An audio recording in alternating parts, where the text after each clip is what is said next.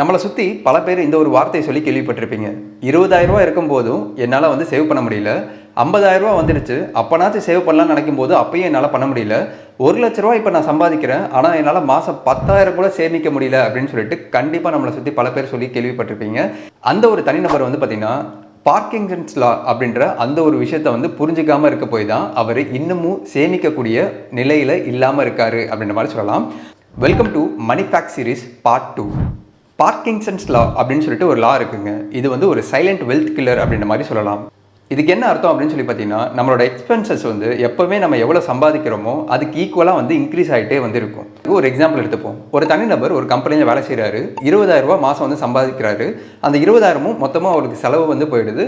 50,000 வந்தால் சேமிக்கலாம் அப்படின்ற மாதிரி மைண்ட் செட்டில் இருக்கார். 50,000 வந்ததுக்கப்புறமா அவர் சேமிக்க ஆரம்பிப்பாரான்னு கேட்டிங்கன்னா, அவரோட லைஃப் ஸ்டைலை வந்து அப்கிரேட் பண்ணுவார். அதாவது புது ஃபோன் வாங்குறது, வெளியே போய் அதிகமாக சாப்பிட்றது, பிராண்டடான க்ளோத்ஸு, ஷூஸு, இந்த மாதிரியான விஷயங்களை வந்து பண்ணுறது, தேவையில்லாத நிறைய சப்ஸ்கிரிப்ஷன், அதாவது நெட்ஃப்ளிக்ஸ், அமேசான், இந்த மாதிரியான இதில் ஏதாச்சும் ஒரு சப்ஸ்கிரிப்ஷன் இருந்தால் பரவாயில்ல, பல சப்ஸ்கிரிப்ஷன் வந்து வச்சுருப்பார். ஏன்னா காசு அதிகமாக இருக்குன்றதுனால. ஸோ இந்த பார்க்கின்சன்ஸ் லா வந்து என்ன சொல்லுதுன்னு பார்த்தீங்கன்னா, இந்த மாதிரி ஒரு தனிநபர் வந்து அவரோட லைஃப் ஸ்டைலில் வந்து வரக்கூடிய இன்கம்க்கு ஏற்ற மாதிரி அதிகரிச்சுக்கிட்டே இருக்காங்க அப்படின்னா அவங்களால கடைசி வரையும் வந்து பார்த்திங்கன்னா சேமிக்கவே முடியாது.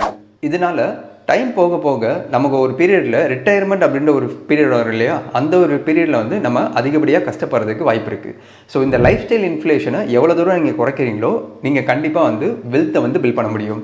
இதுக்கு நீங்கள் பண்ண வேண்டிய ஒரு 5 விஷயம். Number 1, pay your self first.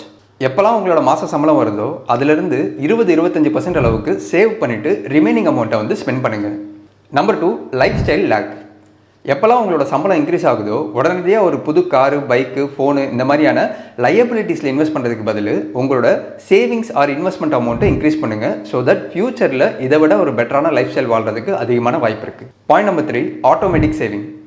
பணத்தை நான் மாதம் அப்படின்னு இன்வெஸ்ட் பண்ணுவேன் அப்படின்னு சொல்லி நினைக்காம ஆட்டோமேட்டிக்காக ஒரு சிப்பு, அதாவது மியூச்சுவல் ஃபண்டில் இல்லைனா மற்ற இன்வெஸ்ட்மெண்ட் எல்லாமே உங்கள் சேலரி கிரெடிட் ஆனோடனே ஆட்டோமேட்டிக்காக போகிற மாதிரி வச்சுட்டிங்கன்னா கண்டிப்பாக அதிகப்படியாக உங்களால் பணத்தை சேமிக்க முடியும். கன்சிஸ்டண்ட்டாக இருக்கிறதுக்கு வாய்ப்பு அதிகமாக இருக்குது. Point number 4, track your net worth. Year on year உங்களோட நெட் ஒர்த் என்ன அப்படின்றத கால்குலேட் பண்ணுங்கள். எப்படி நம்ம மற்றவங்களோட நெட் ஒர்த்தை வந்து கால்குலேட் பண்ணுறதுக்கு இல்லைனா வந்து அவங்களோட நெட் ஒர்த்தை தெரிஞ்சுக்கிறதுக்கு ஆர்வம் காட்டுறோமோ அதே மாதிரி நம்மளோட நெட் ஒர்த்தை வந்து கால்குலேட் பண்ணணும் அப்படின்றது நம்மளோட own responsibility. Point number 5, set goals.